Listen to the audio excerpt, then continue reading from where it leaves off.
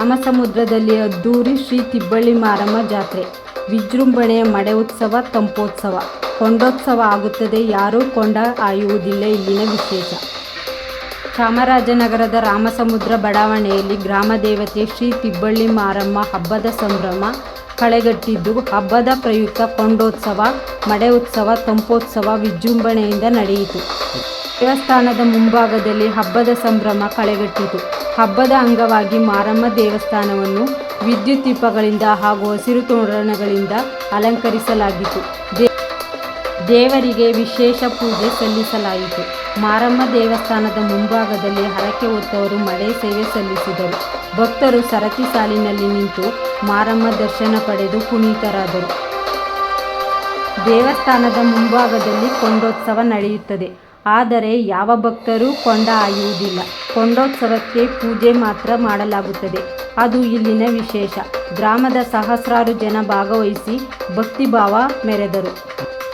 ಯಜಮಾನ್ ನಾಗರಾಜು ಮಾತನಾಡಿದರು.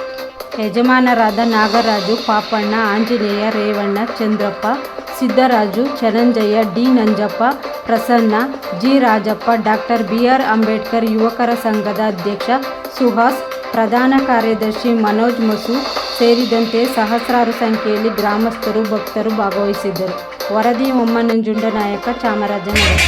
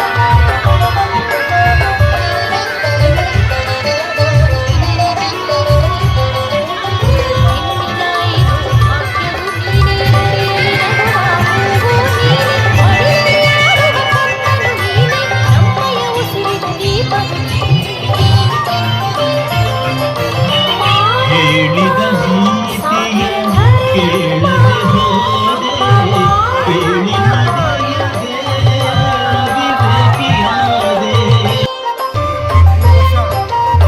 ಮಾರಮ್ಮನ ಹಬ್ಬವನ್ನು ಪ್ರತಿ ವರ್ಷವೂ ಕೂಡ ವಿಜೃಂಭಣೆಯಿಂದ ಆಚರಿಸ್ತಾ ಇದ್ದೀವಿ. ಎಲ್ಲ ರಾಮ ಸಮಾಜದ ಭಕ್ತಾದಿಗಳು, ಹೌಸಿಂಗ್ ಬೋರ್ಡು, ನಗರ ಎಲ್ಲರೂ ಕೂಡ ಇಲ್ಲಿ ಬಂದು ಭಕ್ತಿಗೆ ಸರಂಗರಾಗಿರ್ತಾ ಇರ್ತಾರೆ. ಮತ್ತು ಎಲ್ಲ ಕೋಮಿನ ಯಜಮಾನರುಗಳು, ನಮ್ಮ ಬೀದಿ ಯಜಮಾನರುಗಳು, ಅಫಿಷಿಯಲ್ ಸಂಘದ ಅಧ್ಯಕ್ಷಗಳು, ಪದಾಧಿಕಾರಿಗಳು ಎಲ್ಲರೂ ಕೂಡ ಇದರಲ್ಲಿ ಭಾಗವಹಿಸ್ತಾ ಎಲ್ಲನೂ ಯಶಸ್ವಿಯಾಗಿ ನಡೆಸಿಕೊಡ್ತಾರೆ. ಈ ಹಬ್ಬದ ವಿಶೇಷ ಏನು? ಮಾರಮ್ಮನ ಜಾತ್ರೆ